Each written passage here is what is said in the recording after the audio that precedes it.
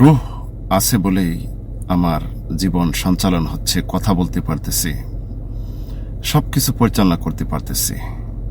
রূহবিহীন এই দেহ কোনো কাজে আসবে না, এটি পচে গলে যাবে, মাটি হয়ে যাবে। তাহলে আমি কেন গর্ব করি, কেন অহংকার করি?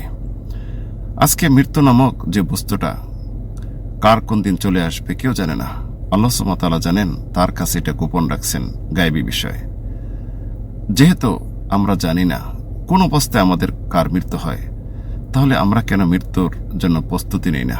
কেন মৃত্যুকে বেশি বেশি স্মরণ করি না, যেটি স্মরণ করলে প্রিয় নবী বলেছেন দুনিয়ার আনন্দ, উল্লাস, স্বাদ সবকিছু মিঠিয়ে দিবে, তিক্ত হয়ে যাবে।